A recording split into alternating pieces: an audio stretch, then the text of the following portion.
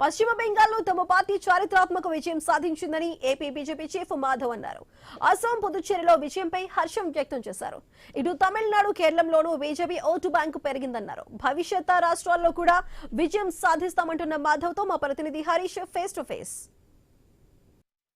ఎన్నికల నేపథ్యంలో జరుగుతున్నటువంటి ప్రచారానికి సంబంధించినటువంటి అంశాలపైన మనతో మాట్లాడేందుకు ఏపీ బీజేపీ అధ్యక్షులు మాధవ్ ఉన్నారు. సార్, ఎలా చూడాలి 5 రాష్ట్రాల ఎన్నికల తర్వాత తమిళనాడు? భారతీయ జనతా పార్టీకి ఎనలేని ఉత్సాహాన్ని ఇవ్వటం జరిగింది. 3 రాష్ట్రాల్లో మేము గెలవటం, అలాగే 2 రాష్ట్రాల్లో తిరిగి అధికారంలో రావటం, వెస్ట్ బెంగాల్ విజయం మా అందరికీ ఒక తీపి స్మృతిని ఇవ్వటం జరుగుతుంది.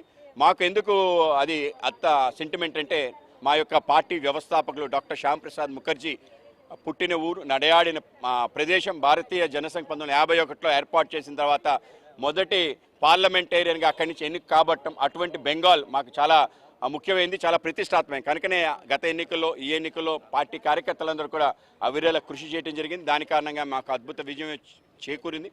కనుక ఆ యొక్క ఆనందాన్ని పంచుకోవడానికి మేము జాల్ ముర్మురే కార్యకర్తలందరికీ పంచి ఆనందాన్ని పంచుకుంటాం. పశ్చిమ బెంగాల్ పరిస్థితులు చూస్తే కనుక అంతకుముందు మమతా బెనర్జీ చేసినటువంటి ఇష్యూస్ కానీ, ఎలక్షన్ టైంలో కూడా జరిగినటువంటి ఇష్యూస్ కానీ, ఇవన్నీ కూడా ఎక్కడికో ప్రభావితం కనిపించినట్టు దాఖలాలు కనిపించలేదు. ఎలా చూస్తారు? వెస్ట్ బెంగాల్లో ఇవాళ ఒక కొత్త ప్రభుత్వం రావటం జరిగింది.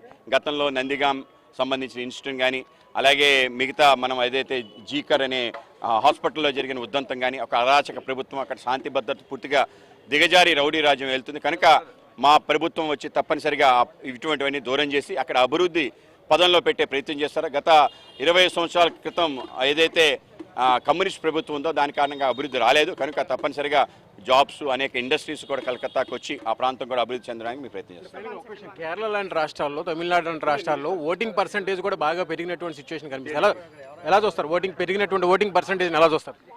పెద్ద ఎత్తున ఓటింగ్ పర్సంటేజ్ మాకు 11.42 కేరళలో రావడం జరిగింది. అలాగే తమిళనాడు మంచి ఓటింగ్ పర్సంటేజ్ రావడం జరిగింది. రాబో కాలంలో దక్షిణాది రాష్ట్రాల్లో కూడా మరింత బలోపేతమై ముందుకెళ్లాలని ప్రయత్నిస్తాం. చూస్తే 5 రాష్ట్రాల ఎన్నికల పరిణామాల తర్వాత పెరిగినటువంటి ఓటింగ్ పర్సంటేజ్ ఒకైతే అయితే కనుక రాబోయేటువంటి రోజుల్లో దక్షిణాది రాష్ట్రాల్లో బీజేపీ మరింత బలపడుతుందని కూడా మాధవ్ స్పష్టం చేస్తున్నారు. కెమెరా పర్సన్ కిషోర్తో హరీష్, ఐ న్యూస్, అమరావతి.